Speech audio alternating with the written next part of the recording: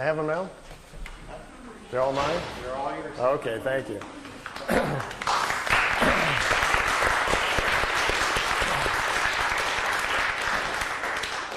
Well, it's nice to be back at Shift with all you fringe people. I kind of enjoy that. I never knew exactly what Shift stood for, so now that I know that it's fringe folks, I feel right at home.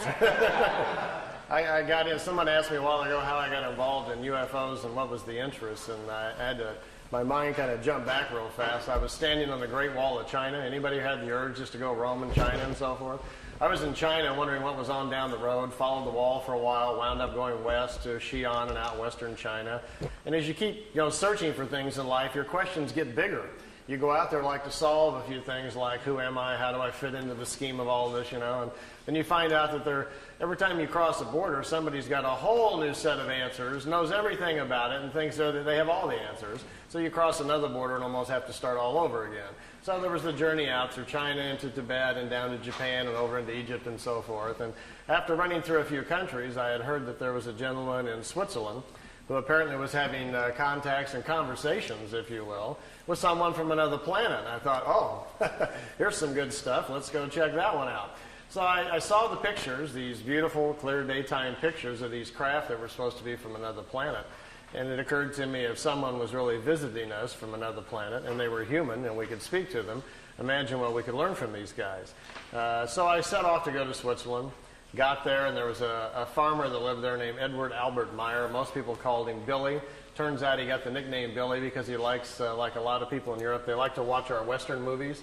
And he was very fond of Billy the Kid and used to carry a gun with him and kind of saw himself as a cowboy type. So he got the nickname Billy, and people started calling him Billy. Most of all the people who know him, though, call him Eddie because his real name is Edward. So I got to this little small location up in Switzerland called Schmidruti, which is about 45 minutes outside of Zurich. And I'm looking for this guy's place. It's not on the map anywhere. And I stumble into a little post office. And the postal guy says, well, you found it. This is the Schmidruti post office. And I says, well, where's the home of Mr. Meier? And he says, oh, he lives behind the post office in Hinter Schmidruti. So I've been looking on the map for this Hinter Schmidruti, and it wasn't there. And it turns out he lives right behind the post office. So I got on down the road. Make a long story short, I went looking for him at the farm. And turns out he'd become kind of a recluse, didn't want to talk to anybody. He'd had contacts for several years. The European press had just, done nothing but almost ruined his life through ridicule and drawing attention to him and calling him names and so forth. And so he'd had a very difficult time for a while, and it kind of closed himself off to the outside world. He had pulled about 15 people around him to kind of help him with his information. They'd been drawn to come to live with him. So they were all there, and I had a little chat with them, and they were all very angry and upset. How dare I come to the farmhouse, blah, blah, blah. And I said, well, I wrote you a letter. And he says, what is your name? And I said, my name is Winters, Randolph Winters. Oh, we've been waiting for you. We have some things to talk to you about. He says, okay, let's talk. Turns out that they were interested in me and wanted me to know if I could stay for a while, which I did. And I stayed there for 3 weeks. And I painted the barn. I went out and worked with the cows and did fencing and had an accident on a tractor where the tractor fell over. We had great fun as the tractor tumbled down the hill of Missus and flew over my hills. I had some exciting times for 3 weeks. I found out we had a secret underground pyramid they had built underneath the building over there, a very large full-frame copper pyramid that you could go down into the chamber, crawl up inside of, and sit down on the thing. And I tell you, you go off planet right there. This thing has an accelerator on top of it that sends your mind off into different places. When I was young, my mother taught me a little bit how the mind works and how you get outside of your body anyway, so I did my usual thing that I do. But inside that pyramid, which had been built for Billy by these extraterrestrials, they told him how to build it. It really accelerates your meditation and your thoughts and your individual spiritual powers. So there was a lot of very unusual things going on there. But I didn't get to speak to Billy. He was walking around behind bushes and behind trees, kind of looking at me and watching me, but wouldn't come over and talk to me. So I was told, just leave him alone. When he's ready to talk to you, he will. He doesn't talk to visitors anymore. This was in '86. The last visitor he talked to was like in '84. He didn't. He really wanted to be left alone, so I left him alone. I stayed there the whole 3 weeks. Went back home to Los Angeles. Had to go back to work. Got home a week later. The phone rang. It was the farm back in Switzerland. Billy likes you. It's okay to come back. that great, like I just, got to run right back on Monday or something. So I had to wait a few months, and then I got more and more intrigued. They kept calling me, and so forth. And while I was there, they had given me this stack of notes to read.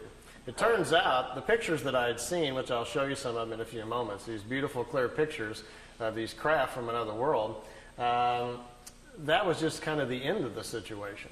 As it turns out, Billy was brought to this planet. His spirit was put into the other side, the ring around the planet on purpose. He'd come here thousands of years ago, they said. And they pull him into life occasionally. They understand how the other side works and how to pull spirits into body when they want to. Later on, I'll explain that a little bit to you if we have time or if that's something you're interested in. And it turns out that Billy's meetings or contacts had actually started when he was about 5 years old. He started getting these telepathic things and then visions. The voices got stronger and stronger, and when he was 7, the voice told him to walk out into the forest where he lives, the countryside in Switzerland, that someone was coming to meet him. He went out into the countryside to the designated area where he was supposed to go, and he says a pear-shaped object, not a round disc or a wedge or anything like that. It looked like a big pear. Remember, this is a 7-year-old boy reporting what he's seen. To him, it looked like small at the top and came down and came out at the bottom like a pear shape. It was chrome, very bright. Couldn't look at it. It was too bright. And it didn't set on the ground. It floated off the ground. And as he was looking at it, suddenly an elderly-looking gentleman with white hair came walking towards him. He didn't even see how the fellow got out of the craft. Came walking towards him, took his hand and led him back to the ship. Didn't say a word. Went inside of this ship. He was set down into some sort of small chair. There was a device spinning around his head. Still, the man had not said anything. And the device, as it started spinning, he said, then everything came clear. As he was sitting in there, suddenly all of his former lives came to him. Who he was, where he had come from, this other planet where he had come from, came back to him. They were restoring all of his memories from the previous lives that they had worked with him. They were getting him back up to speed so he could make a decision if he wanted to be involved with them again during this lifetime. He says within a few moments, all of the memories came back, and then they open up something very important, which some of you may be working with. You may be aware that there is a language that spirit can communicate with. It's not a spoken language. It is a language of symbols. The Hindus call it the sacred symbols, or combinations thereof. These are images that you portray in your mind's eye during meditation that open up doorways for you into other areas of thought. It also allows you to make connections with older life forms, your higher self. Gets into your Akashic or etheric records so you can find out things about yourself and other people. But this is a language that exists in everybody. It's kind of like part of your operating system, but you've never used it. You don't know the files on your hard drive, so you never bother to go looking for it. Well, if they open that up, like they did young Eddie inside the craft that day, and you have full faculty of that language, imagine the things you could go exploring tonight after this meeting if you understood that language. You'd be very excited to get into a meditative state and use your new language to communicate suddenly with other life forms, people on other worlds. You can even communicate with people on the other side if they choose to answer back. So you can do a lot of things and find out a lot of information. And most importantly, you can communicate or send signals directly to creation, the creative source, which is an infinite number of spirit forms just like ourselves, who all have evolved to the point where they know how to create and run universes, and you sometimes will get answers back. What's the importance of this? This enables you to find truth for yourself. The ultimate learning system.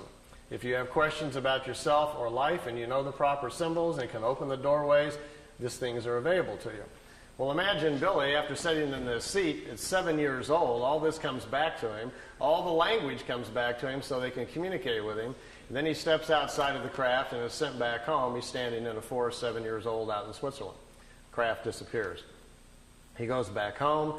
For the next few years, his education continues. They challenge him to remember things that have happened to him in his past and so forth, all about himself. So he has a very interesting childhood. Now, most of us, when we're 8, 9 years old, we're working on spelling between the lines and figuring out, 4 times 3 and so forth, and doing our painting projects. Billy made it through the 3rd grade. And at that point, one part of his mind was still learning math at the local school, and the other part of his mind is being crammed full of all these very high, sophisticated technical things that they want him to learn. As well as he can't sleep because at night the dream state is so serious and all the stuff they're flooding into his head that we have a very confused young boy here. So he didn't finish his education. Instead, he quit going to school. His parents weren't paying much attention, so Billy would leave the house in the morning, go out into the forest, be left alone, sit down in the forest by himself at 10 years old, go into his meditative state. The stuff would start flowing in. He got educated in the forest. Billy has not lived a life at all like the rest of us. He's never had a driver's license, never owned a car. He's really never even gone into town. He's been living out in the country his whole lifetime. Then at the age of 16, something very interesting kind of happened. On his 16th birthday, the voice he's used to hearing all the time, he thought would come in to wish him happy birthday, was getting very familiar with it. Instead, the voice changed, and it was another voice came into his head. It was a female voice that said she would take over his education, and now it was time to do some serious work. Let's leave home, the voice said. The voice told him to go to India and start studying, that they would direct him where to go. He was led out to India, to an ashram in Mehruli, India, where for the next 3 years he stayed in those areas and studied their philosophy, the different philosophies of man, went over into Tibet, crossed over there, studied with them, came back. During the 3 years, he had almost 100 contacts with these beings who started showing up in the disc, taking him aboard the crafts and moving him back and forth in time for his own education. When he was 19, he had to finally make the decision whether or not he wanted to go public, whether or not he would work with them to do this or not. Then they says, it's your decision. Now we're going to leave you alone for 11 years to get your life in order. You're a young man. Go get your wife. Go get your children started. Get your family started, and we'll be back. Well, he says, this isn't going to be real easy because I've already seen most of my life inside the craft. He says they have viewing screens that can show you the past or the future. He already knew who his wife was going to be. He already knew he was going to have 3 children. He already knew where he was going to live. He says, this isn't exactly fair. I feel like there's kind of a plan out there. I just have to kind of walk in the right steps. So he says, well, I guess I'll go to Greece where I'm supposed to go, and I'll be meeting my wife in about 14 days on the side of the road. And it happened, just like they told him. He met his Calliope. They were married on December 26th. He was 19, she was 17. They had to sneak across the border because she was underage. He made his way back into Switzerland where he went, and they had their children, and he settled down in the farm area where he was comfortable. At this point, let me show you some of the pictures and things that happened to him. I know some of you have seen many of the pictures before, but I can see on some faces you haven't. We'll go through those rather quickly and show you some because they're always kind of exciting to see some of the pictures. I've got the slide tray going, and I'm on a leash here. Maybe someone could help me start the slide projector. And I think we'll have to slide a little bit this way now, so it'll go by this gentleman. You got to come to it if you want. All right, well, let's see what happens to us here if we can get an image going here. Do we have any control over lights here? All right, light control. And let's see if we get a nice image here or where we're at.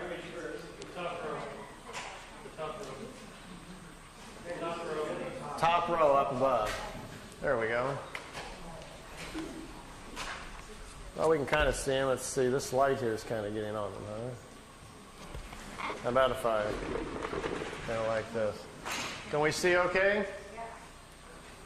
Now imagine if your young childhood has been like this and you've been in India and you come back to Switzerland where the rest of us in our normal life are, just getting our jobs and going to college, and instead you hear the voice in your head again. It says it's time to come out and start the meetings again, and the voice tells you to bring your camera this time, we're going public.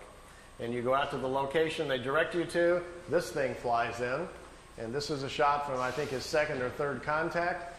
We're January 1975, out in the middle of the forest area, about an hour east of Zurich, Switzerland, and this dish shows up. Here's one of the older pictures taken in India back in 1956. Mehruli. He's only 19 years old, and they're picking him up in this disc and trying to educate him. This is his home where he lives now in Schmidruti, Switzerland. It's about 7,000 feet up in the hills.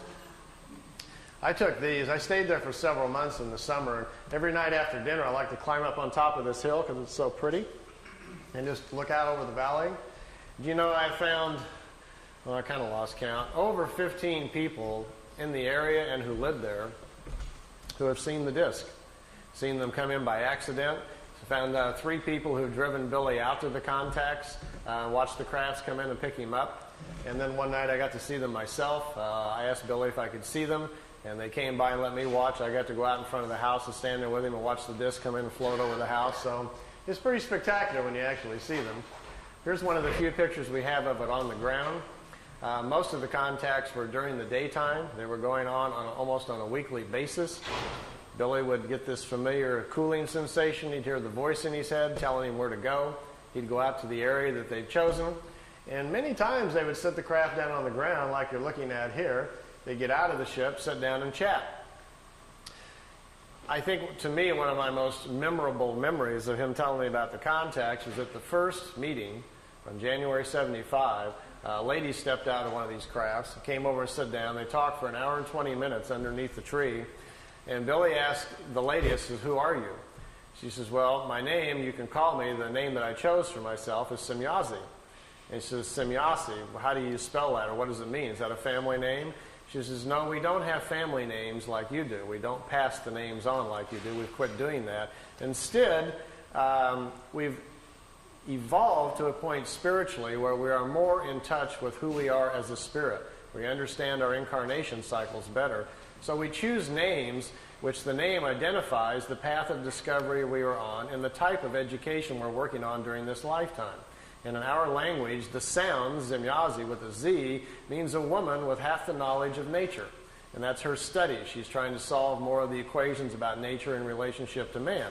Well, Billy was trying to make his notes and was trying to make some, write it down phonetically how the name sounded to him. So he wrote it out, S-E-M-Y-A-S-E, Semyazi.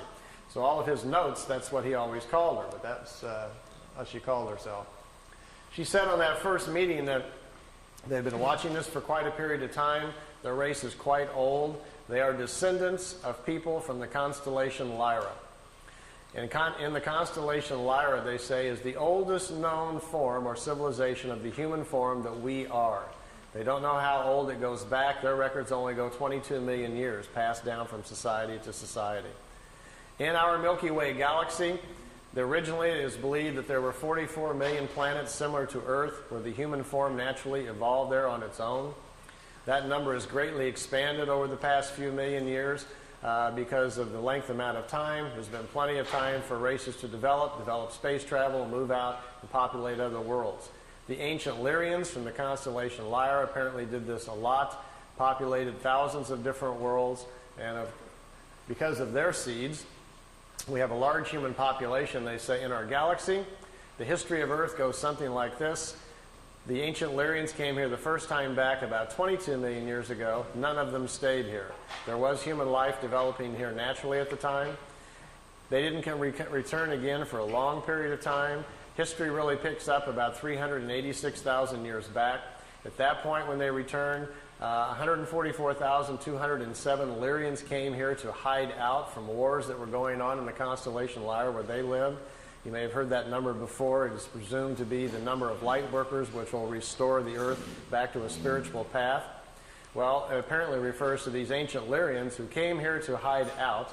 When they came here, after they'd been here for a short period of time, it was discovered that they were here. They came from the home planets, found them here, took their ships and their technology and stranded them on Earth, leaving them here so they couldn't return back to Lyra. In doing so, all of them lived their lifetimes out, passed over, and their spirits passed into the other side around Earth. They were stuck here. They say historically that's how the white genetic got to Earth. The original Earth humans were the brown skin race. The Lyrians brought the white skin race here. 2/3 of the white people on planet Earth are of Lyrian or Vegan descent. The other third of the white race they're not sure about. It comes from too many different areas. They can't figure it all out. The Asian genetic on Earth is the oldest in incarnation cycles. It's 5 to 7% older, they say, than the rest of the people here on the planet. From Sirius, we had a black race come approximately 20-some thousand years ago, a very highly developed one, brought that genetic here. We have a blue skin race that lives underground. They don't like sunlight. They have a slight blue tint to their skin. They have a large community under France, and there's a large city still in the Gobi Desert where they live. It's a very old race. It's been on Earth almost for 30,000 years. Every now and then, some of them are seen. They come out of the ground in India. Every now and then, you might even hear strange reports about these peculiar blonde, blue-eyed, blue-skinned people, which really stands out in India. So we have quite a mixture of people on our planet. If you ever wondered how we all wound up here, it's quite obvious we all didn't come out of the same monkey, if you want to follow that line of thinking. So we're moving closer and closer perhaps to understanding our heritage. And with some of the tool sets and things that we're learning about going inside and finding out more about our past lives, we're beginning to find out more and more that the Pleiadians are probably correct. We come from a variety of different places around our galaxy, and Earth then finds itself in a very unique situation of diverse people all trying to make it on one little planet. They said normally on a planet, when they find a new planet to look into, there is one race at about the same level of evolution and one color. That is the norm. But on our planet, we've had so much interference. We now have people a very wide range of age, a very wide range of spiritual age on Earth, which makes it difficult to get along. You have a lot of very old spirits who can't get along with the young, and vice versa. Our biggest problem, they say, is overpopulation. Imagine for a moment I handed out to all of you some glasses. Remember those 3D glasses in the 3D movies? Well, imagine that I gave you some that allowed you to see spiritual energy. Suddenly you didn't see physical bodies any longer. You just saw the individual spirit. And you could also see the creational energy that made up everything around us, including the planet. So I'll pass all those glasses out to you here for a second. And as you put them on, suddenly all you will see is these little glowing images of our spiritual energy. And if, let's say, we backed out into space so we could see the planet, we would notice that around the planet Earth there are several rings. The first ring forms after the planet cools, and the very first forms of low single-cell creatures begin to form on the planet. The first ring forms. These rings are the other sides for the different levels of spiritual life that's on the planet. They continue up to 7 rings for the different life forms. After the animal kingdom, the lower orders, the insects and so forth are formed, the highest order of life, which is us, comes into existence. We are the 7th ring around the planet at the top. And they explain this to Billy because something pretty interesting is going on. Normally, in that other side, there's a balance of people on the other side. If we are in balance and living our lives correctly, there are 2/3 more people on the other side there is in physical body. That's because at our age of evolution, the average turnaround time on the other side is 152 years. And if people are living 70 to 75 years, then they spend twice as much time on the other side in between lifetimes before they cycle back in and come back into physical life. Our problem right now, we have overpopulated the planet so badly that there are too many young spirits on the other side. See, what happens is, let's say there's 5 billion people here on Earth, which there is right now, over that. And tomorrow, about 50 million women become pregnant. Open up this window of opportunity for new spirits to come in. Well, with our glasses on, we can clearly look at the other side and see there's hardly any spirits on the other side. There isn't 50 million spirits to come in. They're already in body because of overpopulation. Now watch what's going to happen. As you watch the other side, you will see little dots start appearing, little glimmers. Those are brand new spirits being pulled into the other side. They're coming out of creation. Creation will sense that there are new spirits needed to continue nature's natural cycles. There's nobody on the other side. Creation flows new spirits into the other side so the cycles may continue. But what's our problem? These are brand new spirits who haven't had any lifetimes yet. And when they come into life, there is no accumulated wisdom to provide their intellect and aptitude, so they will have a normal life like the rest of us. So consequently, we have people coming in who cannot even manage the bodies they're in. They're very short on intellect and aptitude because they have no experience yet. So we probably will label them either sick, ill, we'll send them off to the hospital thinking they're insane or crazy, whatever. They'll have a very difficult time of it, probably die at a very young age. They see this as our biggest problem because we do not understand spiritually what our existence is about and how we really work with nature. So we're ignoring that. We seem very bent on pushing ourselves or worshiping with religions and belief structures which take us away from the basics of nature. So they see it as our major problem. And they said, quote, "We see you as an insane society rushing headlong to your own destruction that could only be averted by a change in mass consciousness." That was on Billy's first contact in '75. Judging by the evening news the last year or so, they were probably pretty correct. I'll dash through some of these pictures so you can see them. Here Billy's got them parking the disc by trees. He was constantly being asked if he could put it by known object, get pictures so they could test them out. So he had them parked by trees, fence posts, over lakes, anything that he could. Here he had the craft overhead and he was recording the sound of the ship. so that they could check out the sound to see if there was something about it they could figure out. Didn't turn out to be so. It's a terrible sound anyway. Notice this craft is slightly different, has these unusual edges on it. If any of you have any contacts, or tonight you're driving home after listening to all of this fringe information, and you hear a voice in your head and it says, look out your window, and you look out the side of the car and there's a white light following you, and the voice suggests that you stop the car and get out, and you find yourself slowing down and you pull the car over the side, and the voice says, would you like to, they'd like to meet you.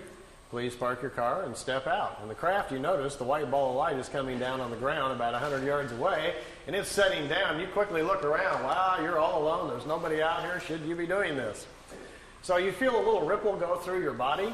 They're scanning you very quickly to see what you're like emotionally, if you're stable, if you're afraid, if you're, as they put it, tipping over in your mind. If you are, which you might be getting just a little excited because it's actually happening, they will send you another feeling to calm you down and let you know all about them, that they're friendly, that this is going to be a good experience, and suddenly you'll find yourself with all sorts of courage and so forth. Find yourself parking the car, actually getting out of the car going, can't believe I'm doing this. I'm actually walking out and meeting the spaceship. Craft sets down on the ground, lights go out, somebody walks out of the craft and walks towards you. As you get closer, you feel this ripple go through your body again. They're calming you down. What do we do when we meet somebody? We generally ram out our hand and shake hands, don't we? And then we shake and we get a feel of that other person, and then we check them out physically, look at their eyes and so forth. And we size each other up very quickly to see whether or not we're going to be comfortable with them, and we make a quick snap judgment about whether or not we like this person, and et cetera, et cetera. Well, they don't do that with a handshake. They do it mentally. And that last ripple they'll send through you is kind of their hello. You will know all about them, you will feel them emotionally, and they will make you feel comfortable, so there's no need for the handshake. The time they get up close, they may suggest something like, if you're not in a big hurry to get home tonight, if you'd like to go for a ride on the craft, we can take you aboard the craft, we'll take you anywhere you want to go in the universe, we'll explain all the mysteries to you, you can sit in our little education seat like Billy did, ask any questions you want, and they will be answered. All we ask, to be allowed to listen to your thinking. We're fascinated by your thought processes. If we've gone, 20 minutes, so we're not going to believe a word that you say. If you're lucky, maybe they allowed you to bring back some samples of some kind, rocks or something from another world. Maybe you brought back some food things we don't understand. Billy has a peach tree in front of the house he brought back from another planet. When visitors come over there, they go eat a peach just to see if it tastes different. He has some unusual vegetables in his garden.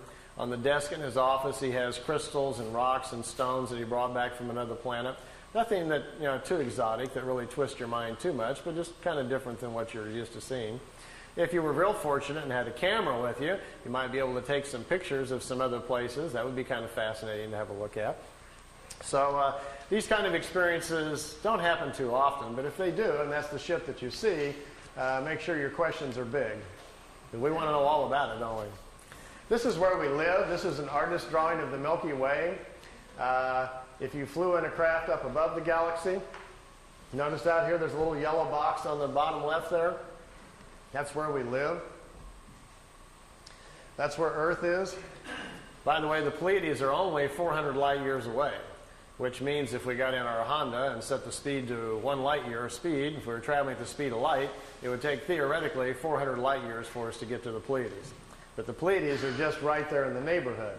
It's 53,000 light years to the center of our galaxy. So we're going to have a very fast ship to get anywhere.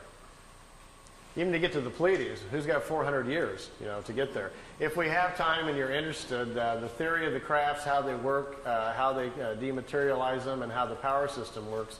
If we have a chance later, and if that's somebody you want to know, I can draw that out for you and show a little bit about how they're designed, if that's something you're interested in. This is what our galaxy looks like from the side. It's a spiral galaxy, similar to most other galaxies. It's a very normal one.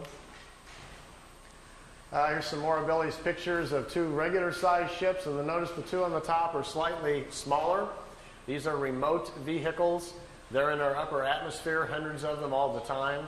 When you talk to people that claim that they're having visions or ideas, or they think they're psychically connecting with the Pleiadians or the Arcturians or something like that, in most cases, it's with these little remote discs. They pick people, 20, 30,000 of them at a time, and they broadcast visions and ideas to people. They're generally never from Orion or Arcturus or Sirius or whatever like that. They find out that people are far more interested in listening if they think they're making a connection with a far-off ET than they are with a metal disc that happens to be a mile over their head. So understanding our mental capacities, these little remote discs fly around the planet quite oftenly, sending out their ideas and visions you pick up in sleep and listening to your thought patterns. They're intrigued with our thinking, they say, because they've discovered that the average person on Earth can live 75 years and spiritually only grow 6 or 7 months.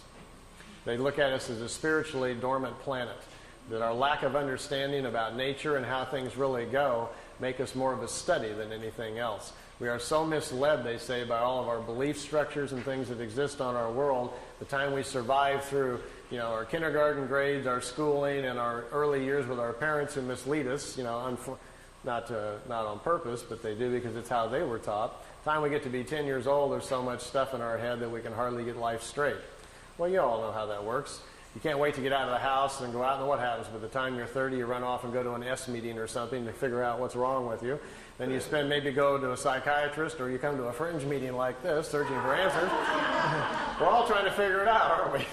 And usually about the time you get to about 40 or so, you kind of getting a handle on everything and figuring life out. By the time you're 50, you got it nailed, but then, you're going downhill, and gee, you wish you'd have known all this when you were 18. So our problem is we just need to live a lot longer, don't we? If you did have a craft at your disposal and they picked you up, you might want to go visit some of the other planets. Here, Billy took a picture out the window. Right here is the top of a disc right in front of him, and there's another one up here. There was 3 craft. They took him to Venus, let him take a few pictures. They took him up to Mars, let him see that. They took him up to Jupiter, let him see the red spot, and brought him back. It took 2 hours and 35 minutes for the trip. Here's another picture out the window. This is a blow-up. When the pictures were being taken back, and most of these were shot in 75 and 76, by the way. The pictures, the agencies, the CIA, and most of the intelligence community were very fascinated by this when it was going on. This is actually a computer blow-up. It's a process picture. It's been digitized back in the 70s by a CIA office in Zurich, Switzerland. They were trying to understand the propulsion systems or learn something about them from these things. And this was one of the pictures they chose. Billy really didn't get that close to the ship. It's just been enlarged and filled in. But it makes a very dramatic looking picture. For those of you who might be slightly scientifically oriented, let me give you a crash course. See this bar right here? This is a very important factor in what makes this ship work. This craft basically doesn't produce what we would call anti-gravity. All matter is comprised of atoms. Follow me on this. It has electrons and protons. We have electrons spinning around a nucleus, right? So the concept is that anywhere you would go in our atmosphere or in the universe, anywhere you go, there are atoms or subatomic particles that have electrons. Well, as long as you've got electrons around, one of these things will work. This device actually is designed so it will swim within electrons. That's what it's doing. Here's what happens. Down at the bottom, right here in the center, we have a reactor for power. We have a rod that goes up to the center. And up here at the top, we shoot a charge, a very positive charge. And right above, where this rim is right here, the whole top of this ship, the surface area of the craft, a positive charge is shot out. And what it does, it charges the electrons that are flowing around the top of the craft, and it makes a vacuum right over the top of the craft. That's what causes it to lift up off the ground. Because down in the bottom, out in this area down here, the charge is all different. There's a negative charge put out by the reactor down here. There are 3 capacitors on the bottom, 120 degrees apart. When the capacitors fire, a negative charge goes out the bottom, but the capacitors do not work if the craft is too close to the ground. The planet itself grounds out the charge of the capacitors. So they have to lift it off the ground before they can have the capacitors charged up. So that's the purpose of the vacuum at the top. And this right across here is an interesting kind of metal which separates the positive charge from the negative charge, because the surface of the craft is highly charged by this intense field that's going on. So you have to separate the two. We have the charge at the top, slowly lifts the disc up off the ground. It gets up about 12 feet. The capacitors down at the bottom, there are 3 of them. They're in a triangle form down at the bottom, charged up. As soon as they kick in, the flow of electrons then moves down the side of the ship. gets out to the edge, and electrons have a very peculiar nature. They will not turn a corner. And when electrons get out to the edge of the right out here, they accumulate. And this accumulation, as soon as the charge gets high enough and they accumulate to a certain point, a field goes all the way around the craft, and that's what you see glowing tonight if you see a disk. When the field gets up to a certain frequency, voila, we've got propulsion. The ship is then isolated within its own gravitational or magnetic field, and at that point, basically, the bottom of the ship is chasing the top of the ship, which is in a vacuum. And you've got a way to move a craft around. Now, if you accelerate that with a tremendous energy force they have within the reactors inside, which, by the way, are no bigger than the size of a football, it's an implosion system with no radioactivity. You can put your hand on it while they work. They're very small. That creates a strong enough energy field that you can move around anywhere you want to go. So if you're thinking of building one, by the way, the more of the science stuff, how to create the charge, the voltage that you need, and the other things are on a website I put on the web. If any of you are interested in that, I'll give you the address later on. You can dial in and read the whole thing, and perhaps you can build one or something. If you do, bring it to the next shift meeting, and we'll all go for a ride. This is building some landing tracks. You can see them down here, the 3 landing tracks where the craft sit on the ground. It's kind of reminiscent of crop circles, isn't it? Here Billy's got his tripod out in the foreground, and the crafts are off in the background. Here we've got a regular sized ship and 2 little ones again. Those little remotes. This is a different kind of craft. It doesn't sit down on the ground. It floats. The bottom of the crafts are flat. Burns the ground up pretty good, though.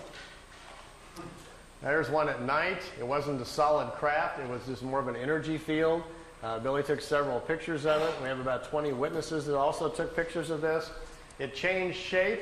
Small objects came out of the large one, flew around the house. Billy tried to communicate with it, but communication wasn't possible. Later, he was told that he had been paid a visit by a group of life forms, if you want to call it, from another world that do not exist in solid form. That there are many kinds of life in various shapes and forms, and some of them are non-physical. And the non-physical ones can move their essence or their energy field or whatever you want to call it to where they want to go. They get together in groups and kind of like jump to different places that they want to go to. Kind of like biolocating, I guess we might call it. And what you're looking at here is a picture then of a life form that exists in a non-physical form that biolocated to Earth for whatever reason, perhaps just curious about Billy. These are the last photo sessions taken in 1981. Billy's got them pretty trained by now to park by trees, as you can see, and known objects. He calls it the Italian wedding cake. The balls on top of it were experimental. They apparently have since dropped that design and no longer needed, but this is a matter displacement device. They first acquired the knowledge to transmit, or you might say teleport, their crafts on their very large crafts first, and then they're downscaling the technology here to the little ones. There's also a movie film of this coming in and zipping around the tree that he shot at the same time. And here we are coming in around behind the house. How would you like this to come floating through your back window? You look out and here's coming down in front of the house. That's where Billy lives in Schmidruti. Like they say in Men in Black, some swamp gas reflected off of Venus, and you got to... Well, as you can see, this is why this case has been about the most controversial in UFO history, because with these kinds of things to look at and talk about, it gets everybody pretty charged up.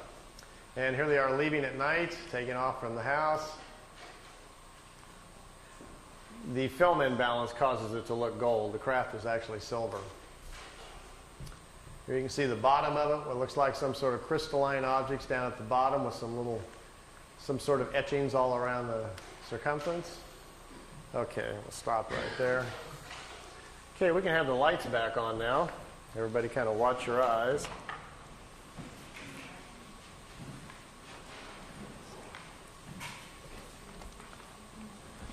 We're back. Meier's contacts went on till 78, ended in October 78. Time I got there, they were pretty much all over. But I didn't go there really to see the ships. My own personal interest really was what we might be able to learn from these folks. You know, it's not going to be that far probably in the too distant future. Maybe sometime within the next 50 years they are going to land on the White House lawn, or somebody's going to. And we're going to have open commerce with life forms from other places. We are going to meet the family of man in the universe sometime. It's going to happen sometime in the future, probably when, after we've gone through some changes and grown up a little bit and got more responsible as a planet, somebody will probably decide, okay, it's time perhaps to make connection with us. These Pleiadians, anyway, say they're not quite ready to do that and think we're really several hundred years away from that before they are interested in any kind of open commerce. And I asked Billy, I says, why is that? And he says, well, evolution comes into play here. They're a lot older than we are. They're still physical. They still have children like we do. They still have to eat, but not very much. They only sleep perhaps an hour or two out of each 24-day cycle. They don't eat prepared meals any longer. They've extended their lifespan now up to about 1,000 years. So they're living in a much different kind of society, as well as the main difference, he says, is their mental. He says talking to them is like interrupting a monk in the middle of meditation or something. And then you find out the monk has an IQ of 1,000. You don't even know what to say to this person. They're tremendously intellectual. They know what you're thinking before you even hardly get your thoughts together. They are tremendously insightful about our emotions. And they look at us almost, not unkindly so, but almost more like in a lab experiment.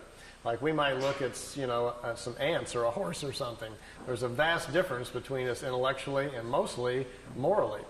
He says they've evolved to a point on their world where they live a lot different than we do.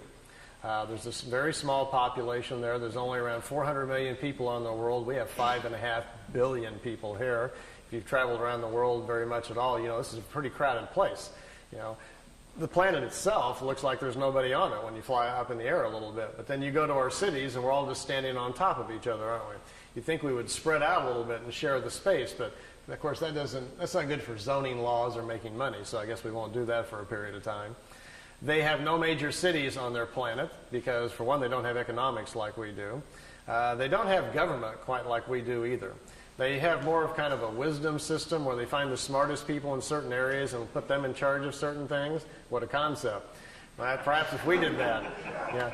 Remember 2 or 3 weeks ago when they were trying to get us to go bomb Iraq again, and there were all the signboards were out in front of the White House? Somebody was holding up a sign which really summed it all up for me. It said, "Smart bombs, stupid leaders." And I said, that is the sign of our times right now. They're on the media trying to convince us to go over there and bomb a bunch of people and kill them again, And most of these people that are going to die, we're not at war with these people. They're scrapping for a living over there trying to feed their children. So that's where we are at as a country. We have smart bombs but stupid leaders. So we obviously have to make a few changes here. On their planet, for instance, if you have a Department of Agriculture, we would all get together and find our 10 smartest people about agriculture, and we would put them over here in a building, call it Smart Guys About Agriculture, and we would ask them questions. Well, we don't do that. Instead, we hire smart lawyers from South Carolina who just allocate funds for this and then take it back for that and stick it over here. Our whole government's based on shuffling money around, not about anybody knowing what they're doing up there. So if we would actually change our system to something like this, we may be on the beginning inroads to fixing some of our problems here.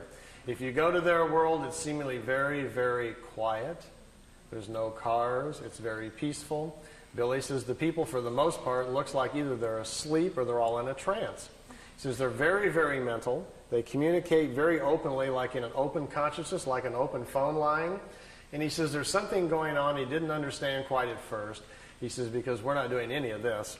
Imagine that all of us had become mentally so powerful that not only could we listen to each other's thoughts, but we got to the point where we could really honestly tune in with nature and understand it.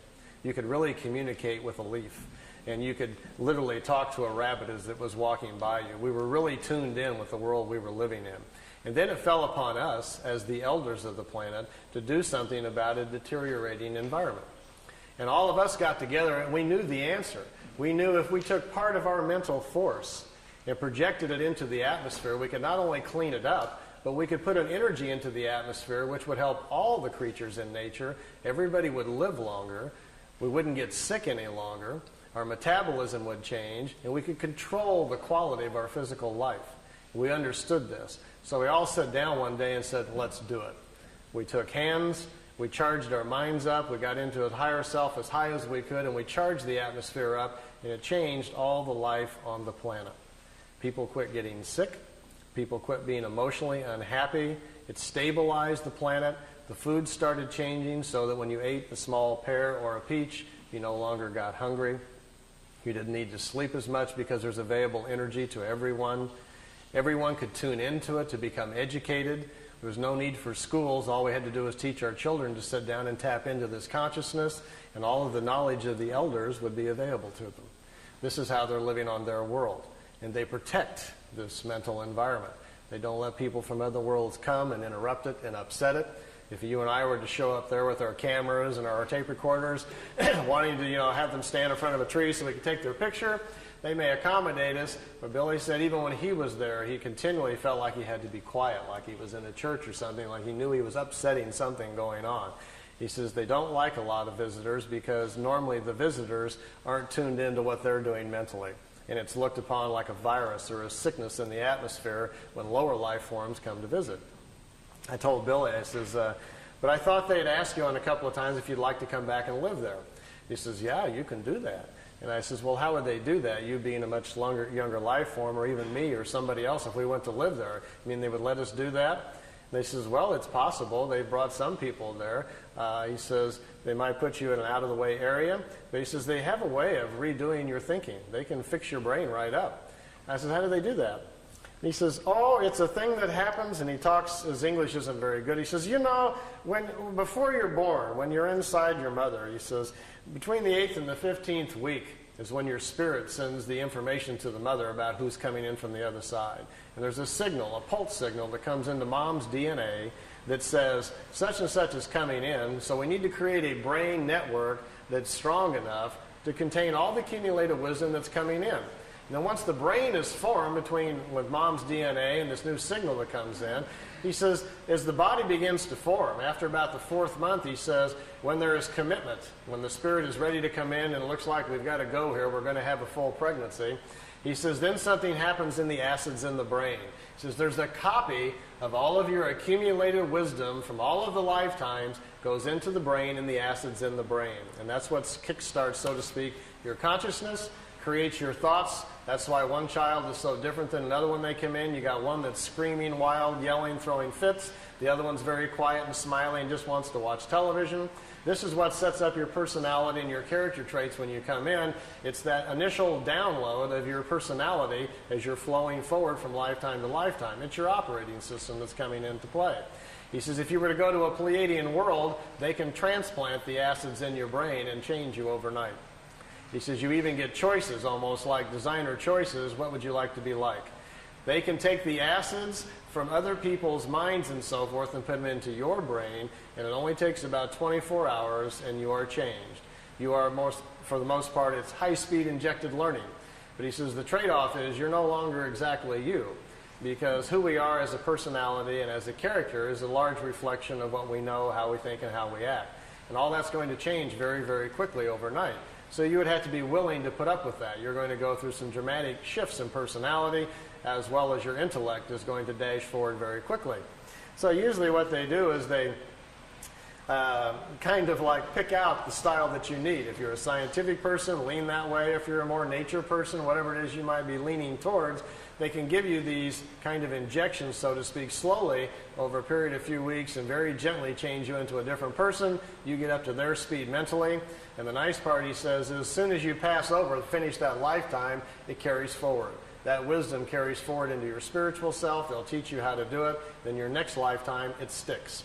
So you've, in effect, kind of taken a shortcut in the evolutionary cycles and skipped a few lifetimes down the road. So there are potential shortcuts. It is quite possible to do that. I think what I'll do here, I've got some movie film, too, of the crafts flying around, and then I want to do a little drawing and go over some of the mind and spirit things we've learned from them about how levels of consciousness and thinking and so forth. I didn't get to do any of these things the last time I was here, so I thought that might be kind of entertaining tonight. But before we get to that part, any questions you'd like to ask about ships, Pleiadians, landings, anything else? Anybody got a question about anything you want? I'm open to ideas. Hi. Hi.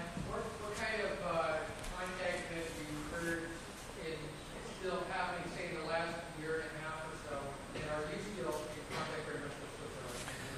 Well, I was there like 86 or 90. All these pictures were taken 75 through 78. The last photo session you saw, that last ship was in 81. After that, he has had a few sporadic contacts, but not much of anything. In 80, when I was over there, Billy told me they weren't coming by anymore. He was not having any more contacts. He would have what he called social calls, where every now and then he would feel him in his head, or they'd talk to him in his head. You might see the disc over the house for a few seconds. They would just kind of check in on him. But the organized, ongoing contacts for his education and our benefit were all over. They weren't going to do that any longer. They'd stopped doing that part. While I was there, I did get to see ships a couple of times. In the last 2 or 3 years, the people that live there at the house with Billy say that he's had a couple of more contacts, and they've been written down in notes. I've read them. Frankly, I don't believe them. I don't think they're written by Billy, for one thing. I think people around the house who have more of a vested interest financially are trying to proliferate the contacts. Billy, no one's met Billy. You wouldn't know if he wrote it or he had not. No one would know unless you understood him and his personality and what he's really like. A sad situation has kind of fallen in over in Switzerland. We have a group of 24 people who own the rights to Billy now. They have since 1984. It's an organization called the FIGU. I was a member for 3 years. The FIGU is in charge of all of the information. Billy doesn't read the mail or do anything anymore. He's just not that healthy. They have got into a situation where they have discovered they can make money by selling the information. And now it's $10,000 for a franchise fee if you want to start a FIGU study group, and $680 a year for members to pay dues to mail over to Switzerland. And when they found out they could get into that and money started coming in, things have shifted. So we have a situation where the human element has come into play, and we don't have this warm, cozy little spiritual environment over in Switzerland any longer that used to be there 10, 15 years ago. So it's become kind of a machine now. It almost seriously borders, I hate to use the word cult, but they've gotten so closed-minded about things that it's going that direction. They're no longer open to other people's interpretations. They're mad at everybody, and it isn't a real healthy situation any longer. I kind of gave up communicating a couple of years ago. All I was doing was getting into arguments with people. Either they're mad that I don't come over anymore, or they're mad I wrote a book, or they're mad I'm doing this or that. And it's not why I went there to begin with. I was just a traveler on the road, stopping for my own personal experience and education, much like you go to the pyramids or the Great Wall. You go to benefit yourself and to learn and keep moving on. And they were mad at me for stopping in and moving on. I resigned from the group in 1990. I wasn't mad at anybody. I just didn't want to be part of this group attitude any longer. I started getting nasty phone calls just because I would talk to other people, or they didn't want me doing this or that. And I says, this is getting really out of hand. I says, I'm not a follower type, quite plainly. I'm a road traveler. I'm a troubadour, if nothing else, or a vagabond. So you got the wrong guy to try to control and put the screws on.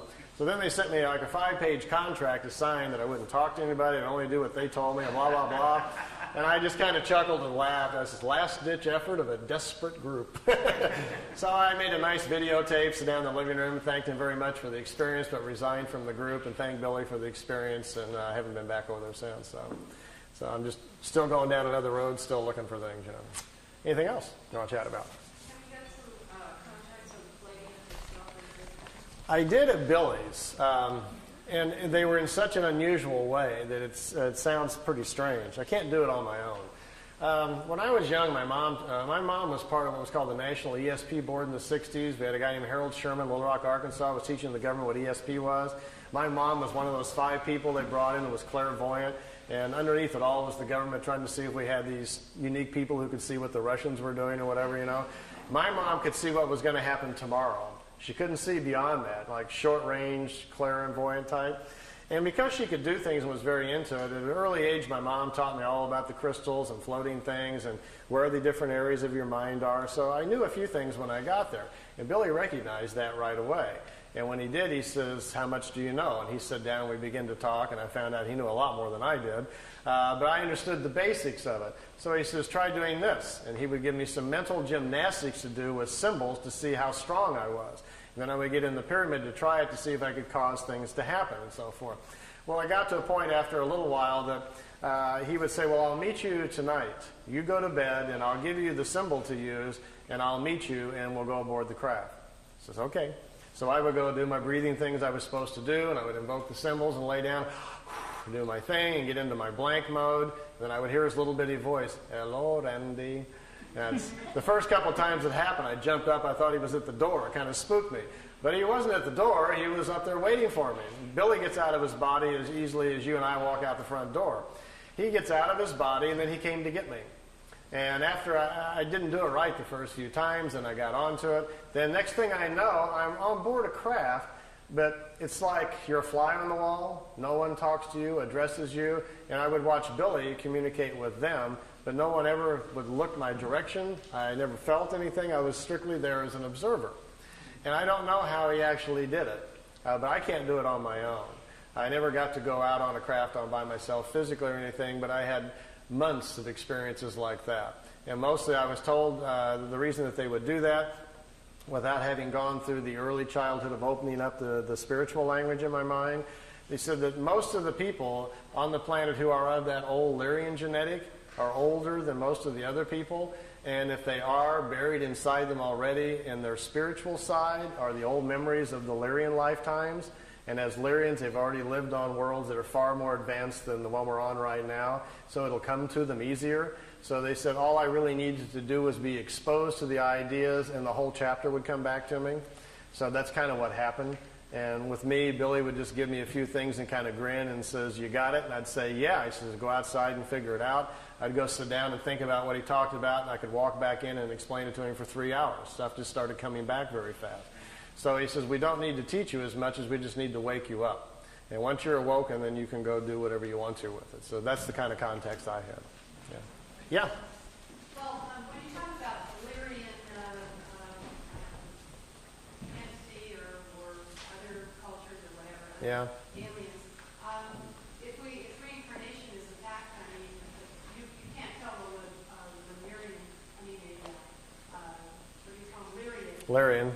by walking down the street, because No. their bodies are not going to be all in one. Right. We're all mixed up. No license plates, anything there. No, we can't really. For the most part, the ancient Lyrians, when they first came here, stood out quite a bit. They were 7 to 9 meters tall. They came from different worlds with different atmospheric pressure, so they'd be easily spotted. He says this is what went later on to much of the Greek myth and the folklore about the giants. The Lyrians also are the people who in the past have taken earth people and mixed them with fish and with animals and other things, creating the old stories of mermaids and different things. Those things actually kind of happen. But their bodies, after a few incarnations, will deteriorate down to normal size because of the sun that they're living within. It will come back down. So, no, we can't really. And because we've mixed up 7 or 8 races on Earth that are now even more than ever beginning to intermarry and mix up, there's another big problem, which I'll explain after the break, about how our spirit doesn't go in the right place. We're doing that a lot. We're getting people out of their normal paths where they're not coming in where they're supposed to and when they're supposed to. And that causes problems and puts them within different families where they're out of step and so forth. So there are things that are going on. And I'm going to explain that to you in natural order on the second part here a little bit. Yeah? You get 2 questions. Yeah. Hopping the Atlantic, what's your current feeling on the Florida connections that you reported a little bit on the past? And if you're still in contact with it or feel good about those connections in Florida, has there been any kind of mental communications that have come through? He's referring to a case I looked into in Miami, Florida a couple of years ago. There was a fellow that came forward, said he was having contacts with the Pleiadians, and had some pretty good pictures. Some of the pictures were good. Some of the others looked very homemade. The pictures that I liked, I listened to his story and put a video out called The Miami Contacts, and as things will go sometimes in life, made a little error there. Tape had only been out about 6 months when I discovered that 3 of the pictures at the end were fakes, and that the craft that was supposed to be flying along beside him down the freeway wasn't a craft at all. Instead, it was a blimp from Virgin Lightships in Orlando, Florida. So I kind of stepped in it there.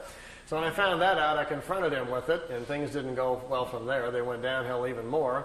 As I found out, the person who helped him put together the videotape he supplied me came forward and said, well, he cut out the strings on the other part and did video effects. Those were fake.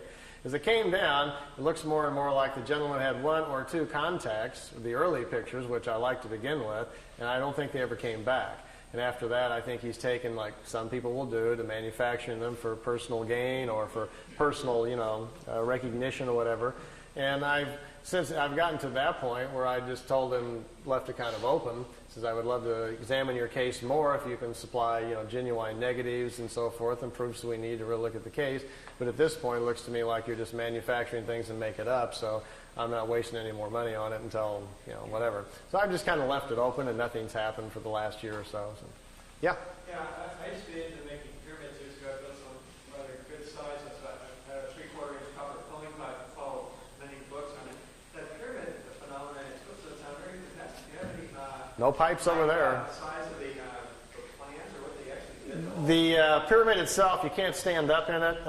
It's probably this high, and it's solid copper. There's no tubes. It's a solid copper frame. Really, the solid ones are the only thing that really work. The tube ones are very, very mild, and the effect is not very strong. But the dimensions are same as the Great Pyramid, the standard pyramid geometry. It's a 4-sided pyramid, just like the Giza Pyramid. The top of it, though, has a little device on it. It's an accelerator that accelerates the mind waves. So when you meditate stronger and deeper, quicker. So you're out of time within seconds. You don't know where you're at, and you're not allowed in it unless you have the buddy system. Somebody has to watch you go in, and the timer's put on, and they watch you. I wasn't that good, but a couple of the people there at the center float when they get in. After about 10 minutes, their bodies get to such a high state, they start twisting, and they're just turning around in the air. And they have to be on a timer to bring them back down. They watch their bodies so they don't fall on their head and things like that. So some of them are quite astute at it, much like the people in the East are at it. The accelerator is no longer there. It was taken from Billy. The Pleiadians took it back. They made it for him and provided it. They took the accelerator back, so it's no longer on the pyramid. But this pyramid's solid copper. So it's solid, all the walls, and it's like a little entrance to the Yeah, you go underneath. It's copper, right? Yeah. Yeah, you crawl underneath, and you come up inside of the pyramid and sit down on your little pad and get into position so your head's 2/3 of the way up, the critical spot there where the waves come in. The function of a solid pyramid is to block out the world. See, all of us are broadcasting all the time with our minds, but we're not used to listening to other people's thoughts. Instead, our fields protect us from that so we don't hear it. So my point is that we are living amongst everybody else's broadcast, and plus all the stuff that's in the air all the time, from radios and TV and everything else that's in the air. But you're just not consciously aware that your mind has to defend itself from all these field energies, as well as properties that are moving in the universe. The function of a solid copper pyramid, once you get in, and the reason it's copper, that's the best defense against other kinds of field energies. So you're isolated more, and that's what you're after. By becoming more isolated, your mind then no longer has to defend or protect itself, so to speak, from outside influences, and then can better do its own work. That's the concept. And then if you have an accelerator, you're not only are you not protecting yourself, you're turning up the volume on your own mind, so you just move forward on the evolutionary scale about 1,000 years there, 1,000 lifetimes very quickly, by suddenly being isolated, having your own field intensified. So there's a whole process Billy puts the people in the group through to learn clarity of thought, power of observation, to see things clearly. He doesn't let anybody in the pyramid who emotionally is out of balance, is prone to fears, anxieties. You have to learn to control all that before you're even allowed in it. So it's a whole system of mind and thought, which I'll go over with you a little bit on the next section. And once that's obtained, then you're allowed to use the pyramid, and then who knows where you're going to go from there. So, yeah. No, I never floated around. I'm not that good. But, yeah, over here.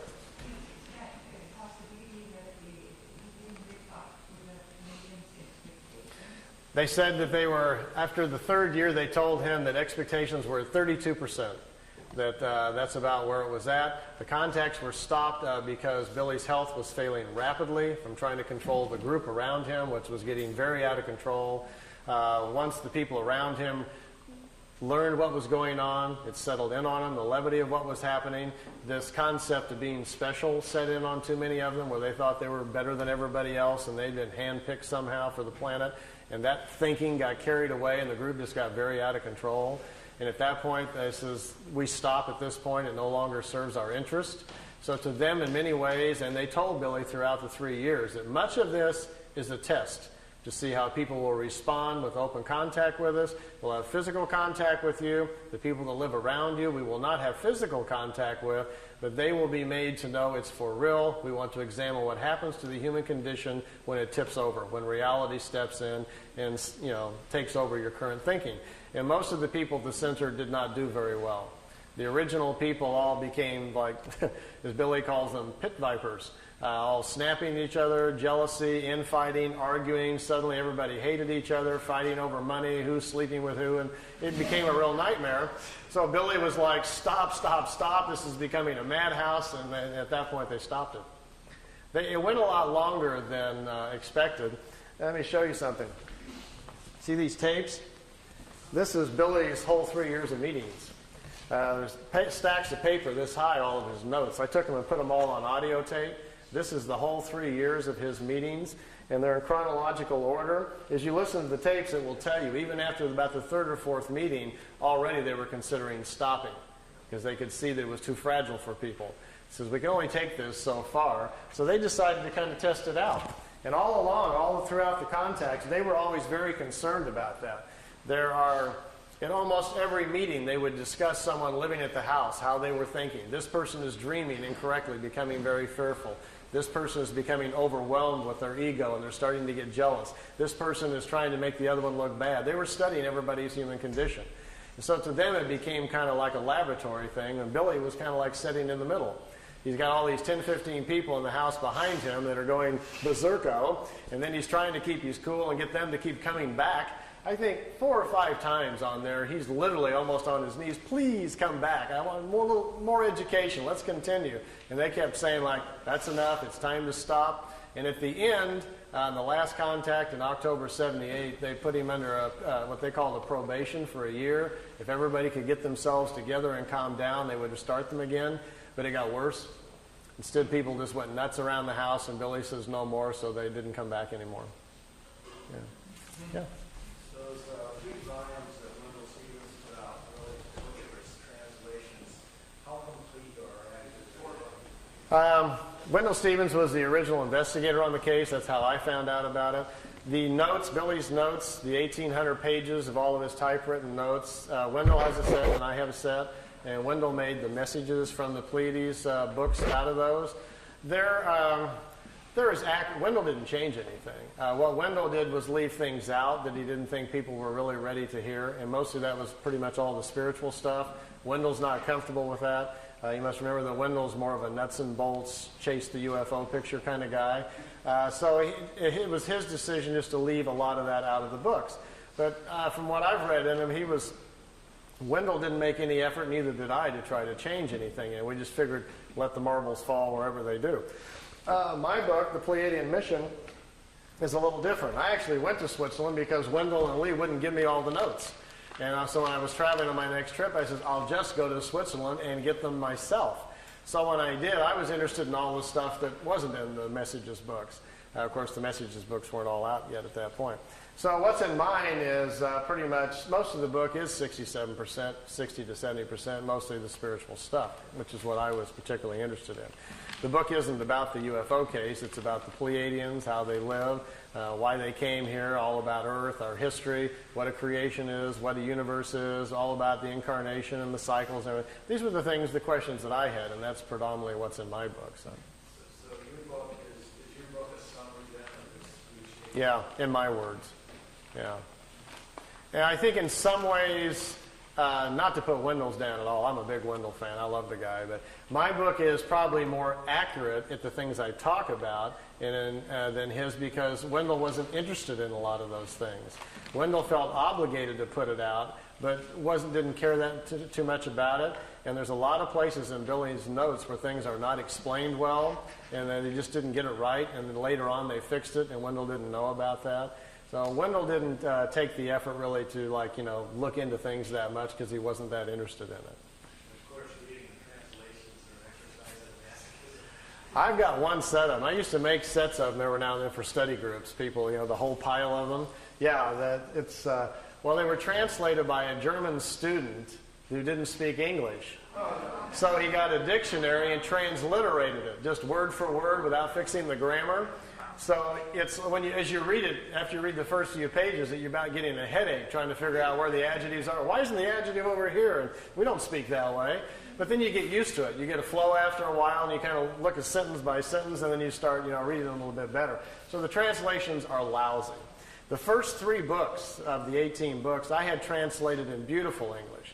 I paid $2,500 a book to a translator. I was going to do the whole 18 and then put them out on the market.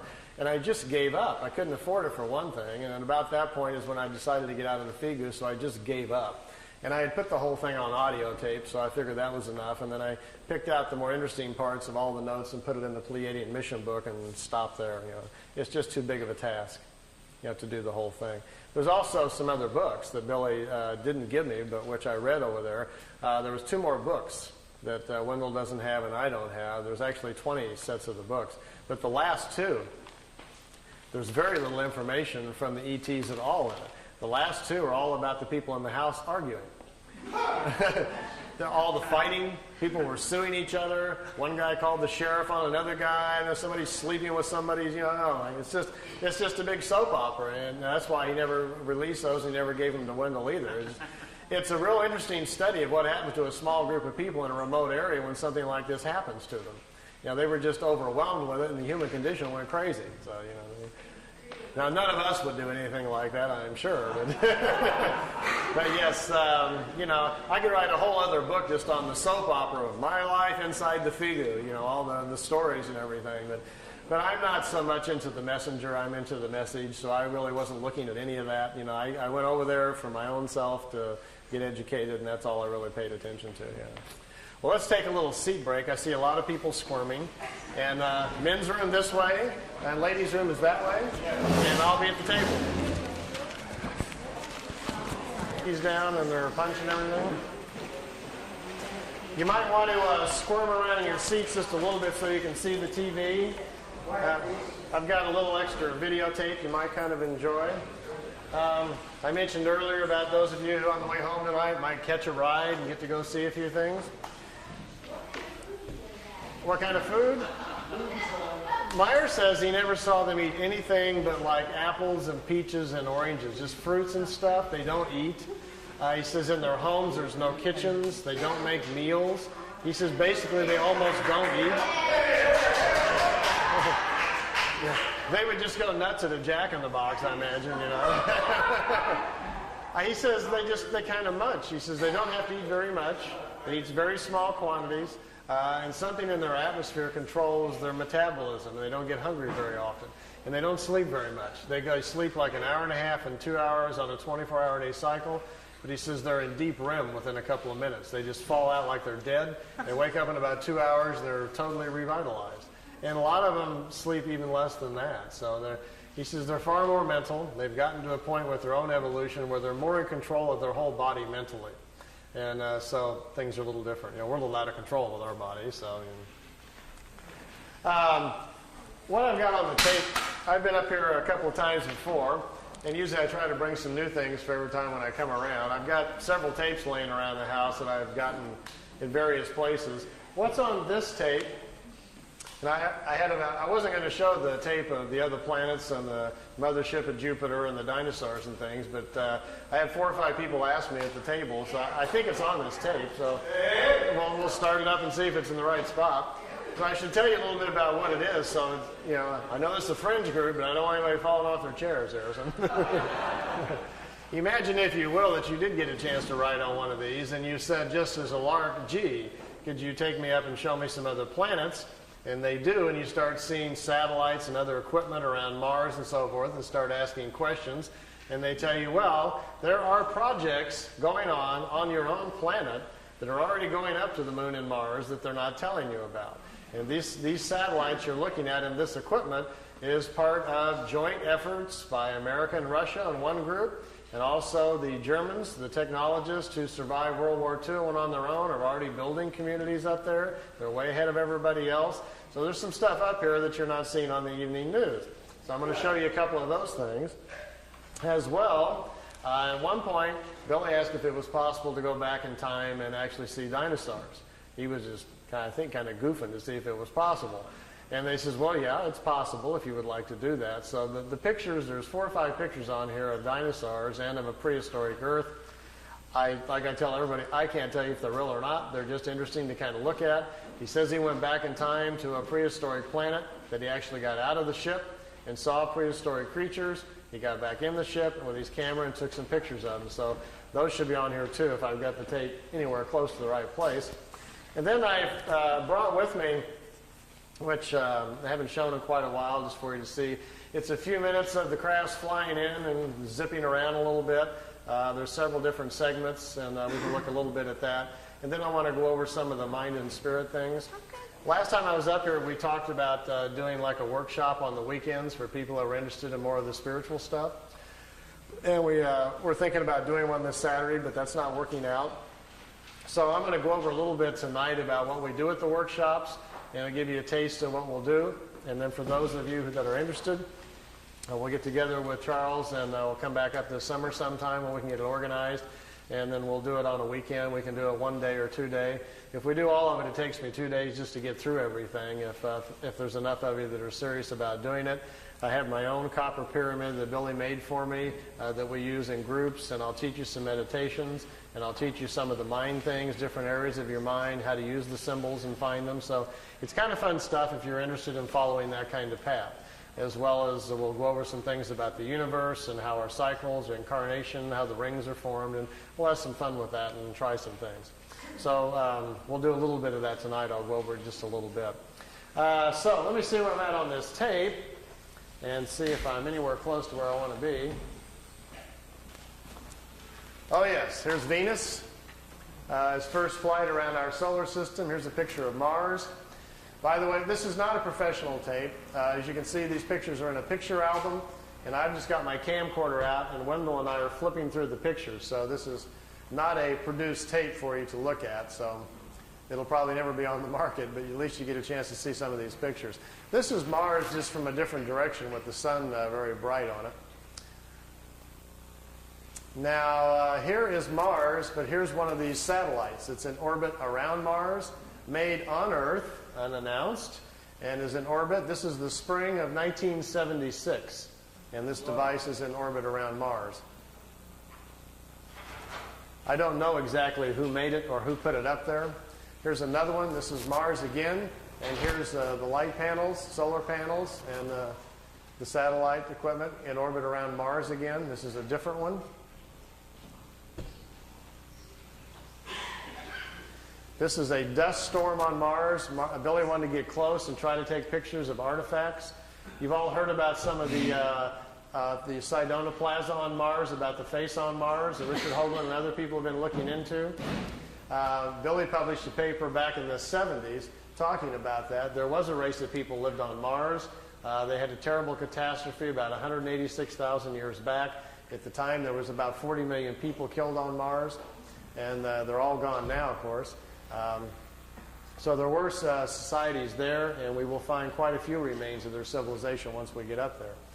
Here he's on board one of their large motherships. This is the side or the edge of a saucer that was parked inside as he was walking by it. Here's Jupiter. Here's the mothership in orbit. They're flying into it to go aboard. It was 17 miles high and about 10 miles in diameter. He spent 3 days on it. They went to different places in our galaxy to show him around. This was the craft that was right in front of them as they were flying into it. He took a picture of that one. Here, again, is back at Mars. These aren't in any particular order. Here's another object in orbit around Mars, and look, here's an American flag on it. So there's a couple of things that they've put up there that the military's put up that we don't know about. This is a picture of Billy in a suit. He's on a prehistoric planet to see the dinosaurs. He's got a breathing apparatus on. This is a Pleiadian man, and they've stepped outside of the ship so he can see the animal life on this prehistoric world. Got his picture taken, too. That's pretty good. This jumps back here to, remember the Apollo-Soyuz hookup, us and the Russians back in '76? Billy asked him if he could go up and watch it. They said, okay. They took him up. There's several pictures here of the Apollo-Soyuz hooking up with Earth in the background. Some of the wildest pictures he's got. I mean, just look at the vantage point. The planet's in the background. How else would you get this picture unless you were up there at that particular vantage point? Not a lot of people have that in their photo albums, you know. You can imagine the people at NASA would crack up, you know, they'd probably find it a little hard to believe at first, but they don't have pictures like this. Here it is when it's just hooked up. There's Earth in the background, and here's the two capsules coming together. This is the top of the mothership. There's windows, but there was nobody in the windows as they came into it. We really missed out here. Billy shot, he said, 3 or 4 rolls of film inside the mothership, talking to people and going up and down the halls and so forth. He lost all of the pictures. They were all stolen from him. We've only got 2 or 3 of them left, and they're really practically nothing. This is a prehistoric Earth. They're back in time. That's Earth in the background. That's a moon in front of Earth, and he's looking over the surface of another moon.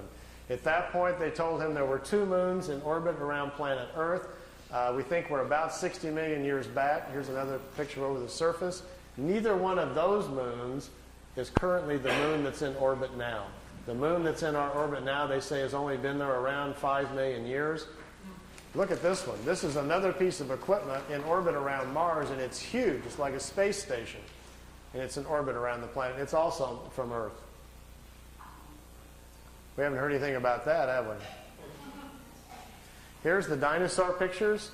Billy's back inside the ship, and there's a viewing screen in the craft, and he says he's taking these pictures. Here's our first dino. He's got kind of gold-brown skin, got large hind legs, short forelegs, and a head that looks kind of amphibian, like a vegetarian type. Here's the second one. There's a bird here apparently dropping some food or something. Is that Charles? Charles dropped his food. This one's pretty hard to see. Here's the head of some sort of creature crashing through some bushes here. It's hard to tell. I know it's probably hard to see these anyway from back there, but just the idea that someone could actually go back in time just really gets my brain going. There's a bird. There's his eyes, some pretty nasty looking teeth. And the last picture after this one is the strangest of all. It's a plant that has an insect head. Billy calls it a plantum. They were trying to explain to him how the evolution of different life forms goes. How, for instance, here's a plant life when the plants are the food kingdom of the world. When the plants evolve to a certain level of evolution, then these lower order forms, here's a small head, and this head is part of that plant. There's these 2 little eyes. It's an insect, the beginning of insect life on the planet when the food kingdom has evolved high enough. There are 7 different stages, they say, of spiritual energies or creational energies on a planet that create the many different kinds of life forms. There's a transition from one kind to the next. Ours is the 7th or the last one. We have to wait until the animal kingdom has raised the evolution of the body material high enough so our cycles can start. Okay. Oh, I didn't know these were on here. These are some of the Miami pictures. Some of the ones that I didn't put on the tape because I'll kind of go through them here. Here's the kid in Miami. His name is Manny Escondon is his real name. He's taking notes. Here these discs came in. His girlfriend took the pictures. These are flat-bottom discs. They're made on Earth. They're called Vril disc, V-R-I-L. They're manufactured down in Brazil. They also have a factory down in New Schwabenland in Antarctica. Here's another picture. There's a news copter came in. Look at the first 3 discs. When they see the copter, they start to turn invisible or put their shields up. And the first 3 crafts, they go out in a series, are just becoming invisible when he snapped the picture. It was taken with a Polaroid at a 30th of a second, so it caught it right in the minute of going out there. These discs were designed by German technology in the late 40s. The first ones we know of that were tested out were probably around 47 or 48. They're called Vril levitation devices. As you can see, they actually fly quite well. Notice the nice V formation. Being typical Earth-bound Air Force pilots, they're still flying in formation. We understand this technology a little bit because intelligence has shot down some of their ships, learned how they're doing it, and when you hear rumors about how the Americans are building flying discs, what we're doing is playing catch-up to the German technology that's been around since the 40s. Their technology has accelerated tremendously. They make 2 different types of levitation devices. That's what we're doing out at Area 51. We manufacture the devices in San Diego. They're put together by General Electric. We test them at Area 51. Here's the German disc parked down on the ground at a facility down in Brazil. Here's 4 guys standing next to it down there. There's a whole row of them. He couldn't count how many were down there. He had his Polaroid with him and grabbed a few short shots here. Over here's 2 guys here on a craft coming in. You can see the 2 guys standing here. And down here at the bottom, which I know isn't clear, is one of these old bell-shaped crafts. Many of you are probably not familiar, but there was a fellow named George Adamski back in 1962 who claimed to be having contacts with people from Venus. This was the craft he was taking pictures of. George's contacts were real, but he wasn't having contacts with anybody from Venus. The blonde-haired ladies that were inside the craft were actually from Brazil. That's where the crafts were flying out of. They've been making them down there since about 1947. They find it very convenient if they make contact or land somewhere to tell people they're extraterrestrials, and we're very open to it. If they tell them, hi, we're part of a German intelligence group from Brazil, people would freak out. I got my camcorder and I've got my micro lens on here getting as close as I can to this picture. It's a very, very small Polaroid picture that's about that big, and it got wet in the rain. He left it in the windowsill, so I've ironed it and put it on paper so we didn't lose it. And I'm copying it with my macro. Here's the whole picture. Over here is one of the old bell-shaped discs. Here's one in the air. Notice the platforms they're sitting on. There's a guy standing here. There's a guy over here just coming out of this disc. I'm trying to get real close to the bottom of it here so we can see what they're like. This is an area, if you look on a map, I've got a little videotape over there if you're interested in learning more about this information, called Space Cities. I've narrowed it down to about within a 200-mile range where this facility is at and what they're doing down there. Here's the guy standing there. The discs sit down on the platforms. Remember earlier I was telling you about how the condensers charge out the bottom? They have to charge the field up. If you get too close to the Earth, the charge dissipates because it's grounded. These metal platforms, they sit them down on the platforms, then they can keep the ship charged up. And if they need to take back off right away, they can. They don't have to wait for the ship to charge back up. The platforms charge them up for them, so they can lift right back off. If they would set it down without the platform on the tripod legs, they've got to go through the process again of charging the capacitors up, which takes 3 to 4 minutes. So if they're in a hurry to get away, they're in big trouble. These old bell-shaped discs actually have 3 Mercedes-Benz truck engines in them, driving the magnetic field. This was their first design that they made. This was the first ones that the Germans built. These craft here were under consideration, and they were working on them in the end of World War II. When you hear about Hitler's secret weapon at the World War II, if you go back and look at the newspapers, that's what he was talking about. They were in hopes they would get these things up and working, and they would still have a chance then to win the war. Fortunately for all of us, they did not, and we'd all be speaking German today. Interesting side effect, too, once they finally did get them up and working, they made lousy war weapons because the field around them prevents you from dropping bombs or anything out of them. It ignites the bombs. So it took them a while. They don't even have weapons on them for a while, and then they had to come up with other kinds of devices. This was the first pictures I saw from the kid in Florida of his German contacts, and to my knowledge, I still think they're his best and perhaps his only contacts. I think he probably had a couple of contacts from these people. They came, they took him for a ride, it looks like on 1 or 2 occasions, and then perhaps they never came back. So we found this situation on several people around the planet, so it's not an uncommon situation. And this is from ET technology, but it was before 487. It wasn't ET, nothing to do with ET. It wasn't. No, just good old German intelligence figured it out. I can tell you where they got it. It's kind of a long story, but basically it came from German people who had traveled to India to study the concept of the Vril, the energy of the universe, and they were trying to figure out how to levitate their own bodies to move in time. And they came back and they explained it to people what they were doing in India, how they were trying to travel in time. And some German engineers tried to build a machine to travel in time, but when they turned the thing on and lifted up off the floor instead, they didn't time travel, but it floated. And they stumbled onto the idea of how to make what's called a Vril levitation device. We think they did that probably the first time and sometime probably around 25 or 27. And then the concept laid around in private circles for a while and then became a potential thing during the war and then really didn't happen until after the war. These are Billy's pictures, some of his early movie footage. We got a car going down the highway over here, and the trees blowing in the foreground here, and here's the disc. They're trying to show him, just allowing him to take some movie film of the craft. This is a few minutes long, so if you want to ask any other questions, feel free while it's running here. I'll just kind of let it run. You can see they float. The field around the craft that supports it, the ship is kind of in its own self-contained environment, so it floats on the gravitational wave, much like a boat on water. And when they blink out, what is the technology there? They really don't go anywhere.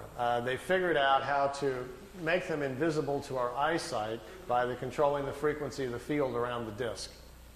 It's just a trick. They set the field up to a certain frequency. It bends reflected light. We can't see it. You and I don't see direct light. We see reflected light. Sun bounces off of me, goes to your eyeball, and you see me. This is a demo right here, I think, where it blinks out. If I put a very strong magnet, for instance, between you and I, right here to interfere, you keep turning it up, eventually the magnet will attract the photons that make the light and bend them, and they'll go the other direction, and you couldn't see me, but they can see me over there. But you wouldn't be able to. So that's the basic theory we think they're doing. They've just figured out how to cloak themselves by bending light and causing our eyes not to see it, because they don't go anywhere. They were clear to Billy that the craft is still there. If you're inside the ship, you can still look outside and see everybody else, but they can't see you. And yet we can see objects beyond them There, on the blinks outside? out. Yeah. Yeah, there it blinked out, and it'll come back on in a second. Blinks There's in. a Japanese documentary which showed this thing blinking out, and it showed frame by frame, it showed a green light emanation just before it blinked out. Well, this is from that documentary. Oh, I see. That's where it came from, yeah. Billy shot 9 sections of movie film and gave them to Junichi Yaoi in Japan, and they put together called Beam Ship, the movie footage.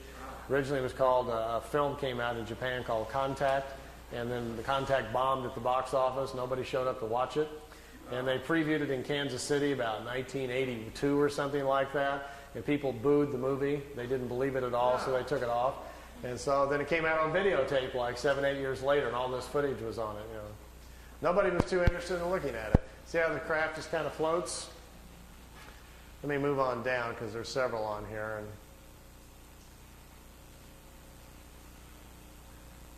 Billy's not really zooming in. He doesn't have a zoom. That's the Japanese cameraman excited.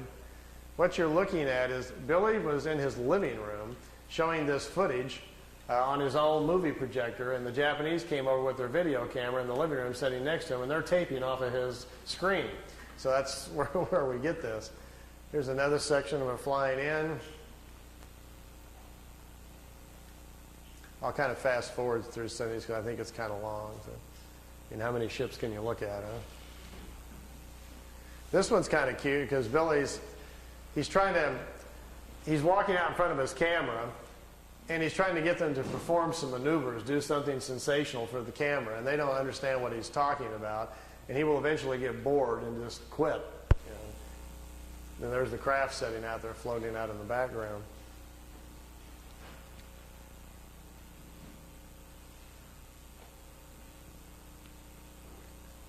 But the best ones are still to come. Let me move on down the road here a little bit.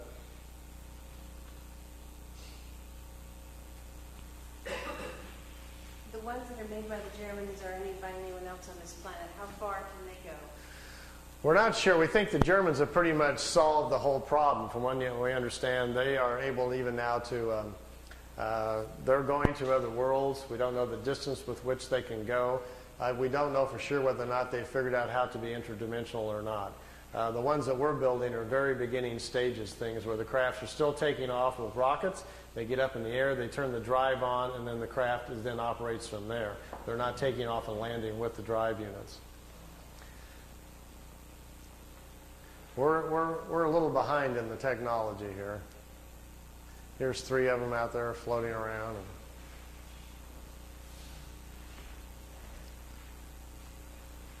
Is anyone else in league with the Germans, not with the Japanese? That's the curious thing. I think at certain levels of security, obviously, on this planet, everybody knows what everybody's doing.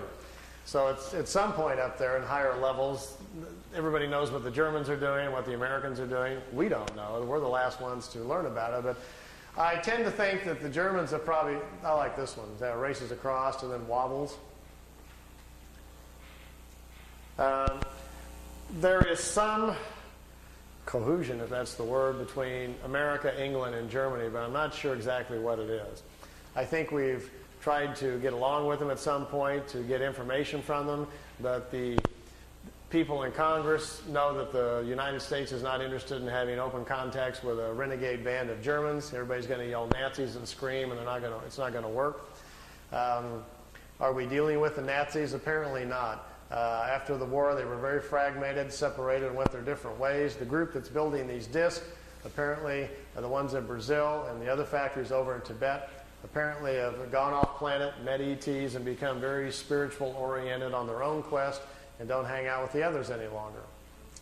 So it's not really very clear, but I think in the future that's what's going to unfold, what we're going to find out, what's been going on the last 40 years here on our own planet.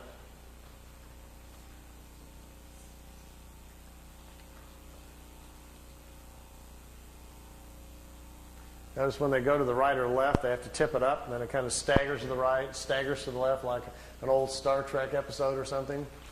That's because out the bottom, we're pretty sure the field comes out the bottom and has to push the craft, so it kind of slides to the left in an awkward manner. They're not really designed for slow speeds or idling, you know. So they can go really fast, I guess. They're not very good at slow speeds. But this thing about traveling beyond light speed to convert into like spiritual thought energy. Lights, please. One more thought on that, and then we'll kind of get off the engineering here. You obviously can't go that fast. We already know there's something called the mass speed correlation theory, where we cannot accelerate any matter beyond a certain point and it implodes upon itself. That we already know. So even if I had a ship here today and we all got aboard for the price of admission tonight, we're going for a ride, we went out and got in the ship and got inside of it and punched the button to say, go to, where do you want to go? Let's go to the Pleiades and say hi to the folks. Well, we couldn't fly there in the ship. It would take, even if we went the speed of light, and we'd be going 400 years to get there, so we don't have that much time. So they have obviously come up with some methods to move the craft much faster. I've had a couple of talks with independent engineers that are designing things, for JPL and NASA on what their theories about it, just to see if they were thinking along the same lines at all. I says, how are you ever going to accelerate anything that fast? He says, well, you're not. What you're going to have to do is make it interdimensional. You're going to have to change it from a physical form to a non-physical form so it can move at the speed of subatomic particles. And when we do that, we're not sure what's going to happen. That's kind of what they're doing. They dematerialize the craft. It's converted into a non-material state that contains its own map or programming. And then when it's in a non-material state, it's no longer in reality, in the three-dimensional world. And once it's not there, it steps out into what scientists generally call hyperspace, which is another reality where material matter doesn't exist. And in there, time is different. A single second in the timeless is equal to millions of years in reality. So you can benefit from that, like stepping into the fast lane. And then, if you have correctly included your mapping and parameters within your non-material state on where to go, you can zip up and down the universe then in hyperspace in a non-material form, going wherever you want, and the clock is standing still. They said the idea of folding space isn't real. It's a clever thought, but that's not really how you do it. Space is not being bent or folded. You're just changing your own essence to do this. So then you go to where you want to go, and the real trick is to be able to put yourself back together and stay within the same time frame. Because here's the clue. Once the craft is in a non-material state in this hyperspace, if the particles that you are now existing in slow down, you come back in time. You'll re-enter in the past. If you accelerate the particles relative to the speed at which they started with, you move forward in time. And think about this. If a single second is equal to millions of years in reality, it would take very little of a change for you to slip off millions of years. Get lost real good. They said that the universe is literally full of beginning time travelers learning these concepts. And that these secrets are very closely guarded because to understand them also begins to unlock the matrix of the universe and gives you access to knowledges which is very, very dangerous. So they don't teach anybody this stuff. They say they guard it very closely. It's too dangerous. They being the ETs. Yeah. it's not healthy to learn, and they say until people earn their own responsibility with it. Okay, I got a little drawing board here. That's great.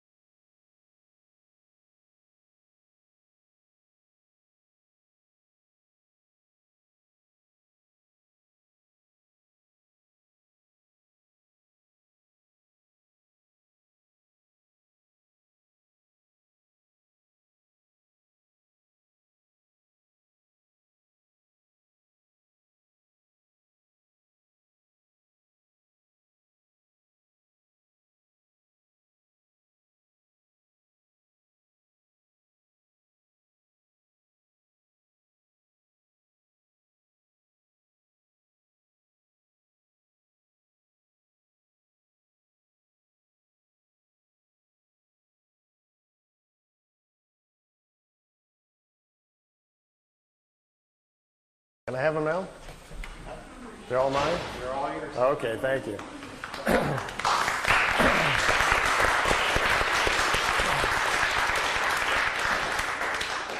Well, it's nice to be back at Shift with all you fringe people. I kind of enjoy that. I never knew exactly what Shift stood for, so now that I know that it's fringe folks, I feel right at home. I got in, someone asked me a while ago how I got involved in UFOs and what was the interest, and I had to, my mind kind of jumped back real fast. I was standing on the Great Wall of China. Anybody had the urge just to go roam in China and so forth? I was in China wondering what was on down the road, followed the wall for a while, wound up going west to Xi'an and out western China.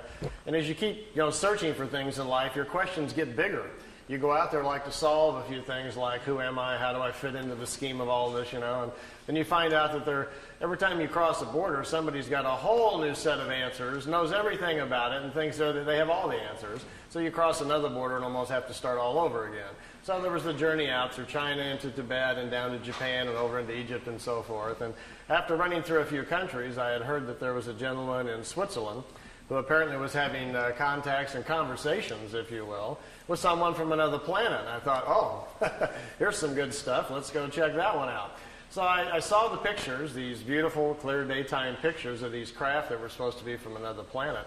And it occurred to me, if someone was really visiting us from another planet and they were human and we could speak to them, imagine what we could learn from these guys. So I set off to go to Switzerland. Got there, and there was a farmer that lived there named Edward Albert Meier. Most people called him Billy. Turns out he got the nickname Billy because he likes, like a lot of people in Europe, they like to watch our Western movies. And he was very fond of Billy the Kid and used to carry a gun with him and kind of saw himself as a cowboy type. So he got the nickname Billy, and people started calling him Billy. Most of all the people who know him, though, call him Eddie, because his real name. My mother taught me a little bit how the mind works and how you get outside of your body anyway, so I did my usual thing that I do. But inside that pyramid, which had been built for Billy by these extraterrestrials, they told him how to build it. It really accelerates your meditation and your thoughts and your individual spiritual powers. So there was a lot of very unusual things going on there. But I didn't get to speak to Billy. He was walking around behind bushes and behind trees, kind of looking at me and watching me, but wouldn't come over and talk to me. So I was told, just leave him alone. When he's ready to talk to you, he will. He doesn't talk to visitors anymore. This was in '86. The last visitor he'd talked to was like in '84. He didn't. He really wanted to be left alone, so I left him alone. I stayed there the whole 3 weeks. Went back home to Los Angeles. Had to go back to work. Got home a week later. The phone rang. It was the farm back in Switzerland. Billy likes you. It's okay to come back. Thought, great. Like I just, I got to run right back on Monday or something. So I had to wait a few months, and then I got more and more intrigued. They kept calling me, and so forth. And while I was there, they had given me this stack of notes to read. It turns out the pictures that I had seen, which I'll show you some of them in a few moments, these beautiful clear pictures of these craft from another world, that was just kind of the end of the situation. As it turns out, Billy was brought to this planet. His spirit was put into the other side, the ring around the planet on purpose. He'd come here thousands of years ago, they said. They pull him into life occasionally. They understand how the other side works and how to pull spirits into body when they want to. Later on, I'll explain that a little bit to you if we have time or if that's something you're interested in. And it turns out that Billy's meetings or contacts had actually started when he was about 5 years old. He started getting these telepathic things and then visions. The voices got stronger and stronger. And when he was 7, the voice told him to walk out into the forest where he lives, the countryside in Switzerland, that someone was coming to meet him. He went out into the countryside to the designated area where he was supposed to go. It was Edward. So I got to this little small location up in Switzerland called Schmidruti, which is about 45 minutes outside of Zurich. And I'm looking for this guy's place. It's not on the map anywhere. And I stumble into a little post office. And the postal guy says, well, you found it. This is the Schmidruti post office. And I says, well, where's the home of Mr. Meier? And he says, oh, he lives behind the post office in Hinter Schmidruti. So I've been looking on the map for this Hinter Schmidruti, and it wasn't there. And it turns out he lives right behind the post office. So I got on down the road. Make a long story short, I went looking for him at the farm.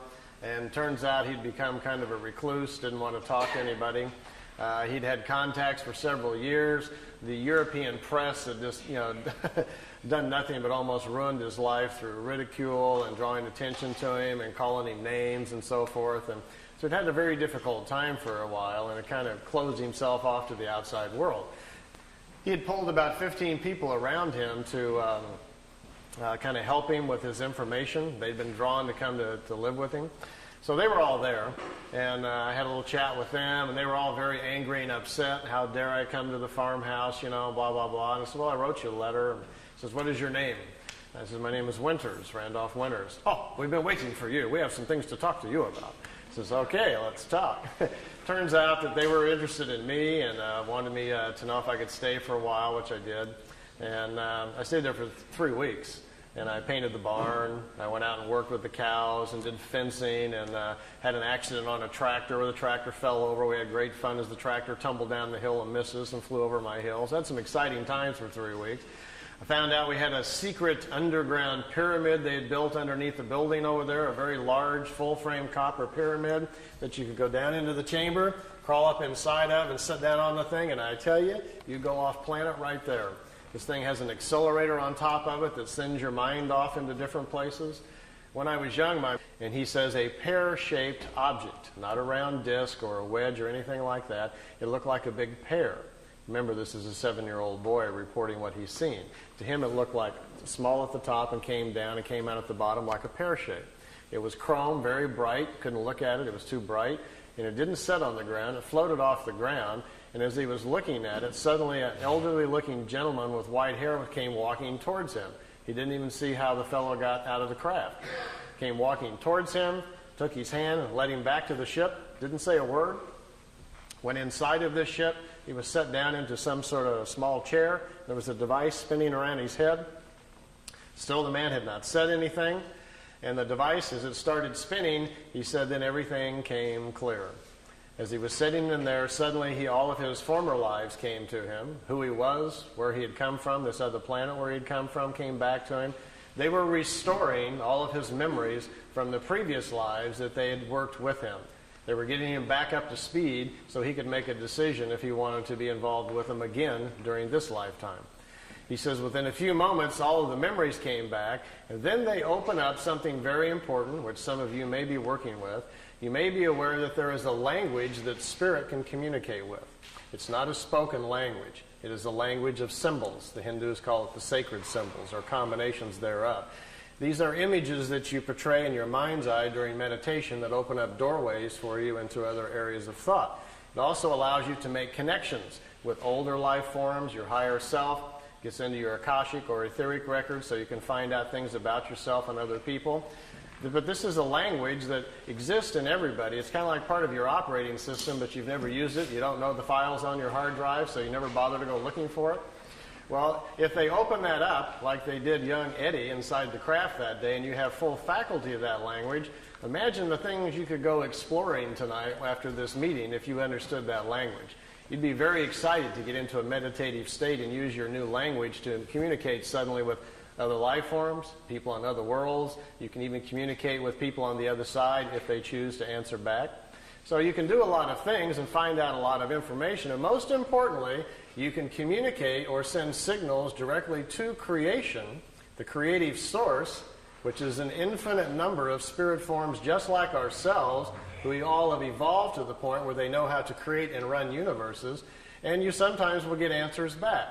What's the importance of this? This enables you to find truth for yourself. The ultimate learning system. If you have questions about yourself or life and you know the proper symbols and can open the doorways, these things are available to you. Well, imagine Billy, after sitting in this seat at 7 years old, all this comes back to him. All the language comes back to him so they can communicate with him. And then he steps outside of the craft and is sent back home. He's standing in a forest, 7 years old, out in Switzerland. Craft disappears. He goes back home. For the next few years, his education continues. They challenge him to remember things that have happened to him in his past and so forth, all about himself. So he has a very interesting childhood. Now, most of us, when we're 8, 9 years old, we're working on spelling between the lines and figuring out, 4 times 3 and so forth, and doing our painting projects. Billy made it through the 3rd grade. And at that point, one part of his mind was still learning math at the local school, and the other part of his mind is being crammed full of all these very high, sophisticated technical things that they want him to learn. As well as he can't sleep because at night the dream state is so serious with all the stuff that's flooding into his head that we have a very confused young boy here. So he didn't finish his education. Instead, he quit going to school. His parents weren't paying much attention, so Billy would leave the house in the morning, go out into the forest, be left alone, sit down in the forest.